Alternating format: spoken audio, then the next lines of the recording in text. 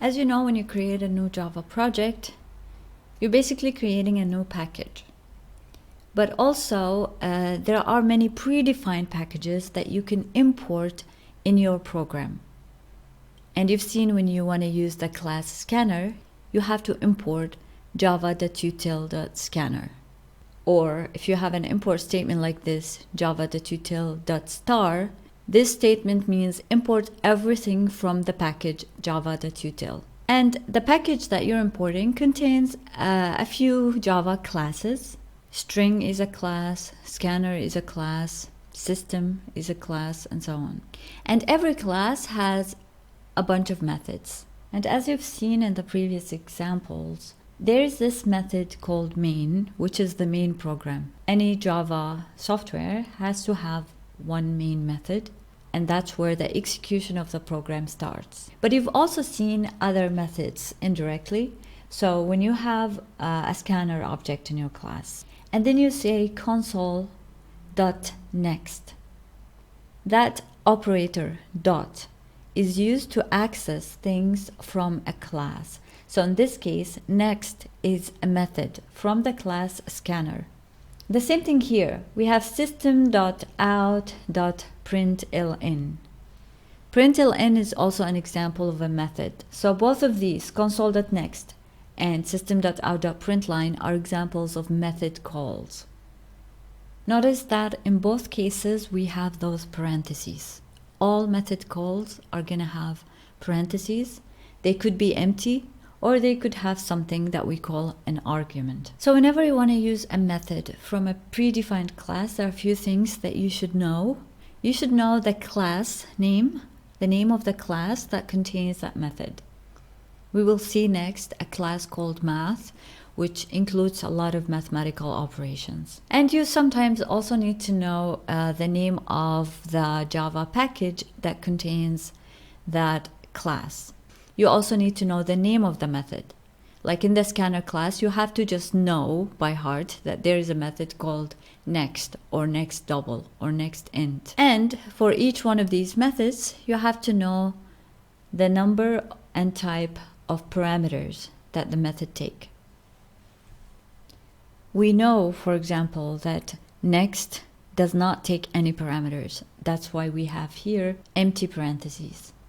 But println can take some parameters, like you can give it a string, and that string will be printed in the console here. So sometimes I'll use the word parameter, sometimes I'll use the word argument. These, you can think of them as inputs to those methods. Just like, any program could have some input and output, a method also has an input and output, because it's a small program that you call from your main method. Let's take this example. We have here 3 variables of type double, u, v, and t. And then we have a method call. This is a predefined method from the class math. So math.pow is a method that calculates the power. So here, this statement, math.pow 2, 6, calculates 2 to the power 6, which is 64. Okay, so the power operation is not something that the computer has, a hardware for doing. So there is a program that is written to calculate this. Now we could have wrote this program ourselves. 2 to the 6 is just 2 times 2 times 2 times 2 times 2 times 2. So 6 times, right? So 2 multiplied by itself 6 times. So we could have wrote an algorithm that does this calculation, but we don't want to really, every time we want to do an operation, to write it from scratch, especially if somebody already wrote those programs. So this is basically what a method is. It's a program that's already implemented, and you're adding it in your software. Okay, so in this case, the name of the class is math. The name of the method is POW, and it takes 2 parameters, 2 numbers. What it's going to calculate is the first number to the power of the second number. So what would be calculated in this statement? Here we have 2 variables, u and v. They have some value that I specified here. And then we call math.pow u comma v. So when we do that, as you know, I mean, these are variables, but whenever you're using them in an expression, you're actually using the numbers that are stored in those variables. So it's like calling math.pow 12.5 comma 3. There are many other methods implemented in the class math. If you want to know what is available, you can just type the word math and then dot. You're going to get a list. For example, here there's a method called ABS, which calculates the absolute value of the given number. There's a method called ceil, which calculates the ceiling. If you remember floor and ceiling, these are different ways of rounding numbers, either rounding them up or down to the nearest integer. We have a method to calculate the cosine, floor, log base 10, the maximum of two numbers. We could write, a piece of code to calculate the maximum, but we also have this method that we can just use. Min. We have a method called random, which generates random numbers. So here, let me show you what happens. I ran this, I got 0.67, etc. So this is a number of type double. I ran it again, I got a different output.